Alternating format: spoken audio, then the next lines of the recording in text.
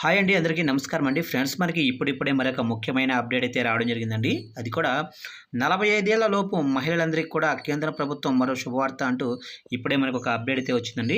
అయితే ఇందుకు సంబంధించిన పూర్తి వివరాలు అయితే మన వీడియోలో తెలుసుకుందామండి. వీడియో మాత్రం ఎక్కడా స్కిప్ చేయకుండా చూడండి ఫ్రెండ్స్, అప్పుడే మనకి పూర్తి సమాచారం అయితే తెలుస్తుంది. ఇక లేట్ చేయకుండా వివరాల్లోకి వెళ్ళిపోదాము. ఇక డబ్బు పొదుపు చేయాలి అని భావించే వాళ్లకు బెస్ట్ స్కీమ్స్ ఏవి అనే ప్రశ్నకు పోస్ట్ ఆఫీస్ స్కీమ్స్ బెస్ట్ అనే సమాధానం వినిపిస్తుంది.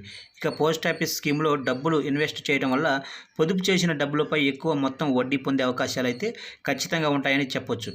ఇక గ్రామ్ సుమంగల్ గ్రామీణ డాక్ జీవన్ బీమా యోజన పేరుతో ఈ స్కీము అమలవుతుండటం గమనార్హం.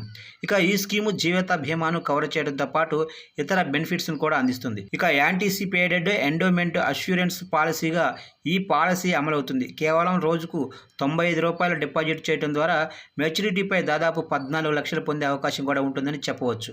ఇక గ్రామీణ ప్రాంతాల్లో నివసించే పెట్టుబడిదారుల కోసం ఈ స్కీము అమలవుతుండటం గమనార్హం. ఇక పాలసీదారు మరణించిన తర్వాత సర్వైవల్ బెనిఫిట్స్ నిలిచిపోయే అవకాశాలు అయితే ఉంటాయి. ఈ స్కీమ్లో మనీ బ్యాంక్ పాలసీ అనే పొదుపు ప్రయోజనాన్ని పొందే అవకాశం కూడా ఉంటుంది. ఇక 45 సంవత్సరాల లోపు వయసు ఉన్న వాళ్ళు ఈ స్కీమ్లో జాయిన్ కావచ్చు. ఈ పాలసీలో మెచ్యూరిటీపై పెట్టుబడిదారులు కూడా బోనస్ పొందే అవకాశాలు అయితే ఉంటాయని చెప్పవచ్చు. ఇక 15 నుంచి 20 ఏళ్ల వరకు ఈ స్కీమ్లో ఇన్వెస్ట్ చేసే అవకాశం అయితే ఉంటుంది. ఇక పెట్టుబడిదారుడు మరణిస్తే నామినీని బోనస్తో పాటు హామీ పొందే అవకాశం అయితే ఉంటుందని చెప్పవచ్చు. ఇక 6, 9 మరియు 12 ఏళ్ల తర్వాత హామీ మొత్తం పొందే అవకాశాలు అయితే ఉంటాయని చెప్పవచ్చు. ఇక 25 సంవత్సరాల వయసులో 7 లక్షల హామీతో పెట్టుబడి పెడితే మెచ్యూరిటీ తర్వాత ఏకంగా ₹14 లక్షల పొందే అవకాశం అయితే ఉంటుంది.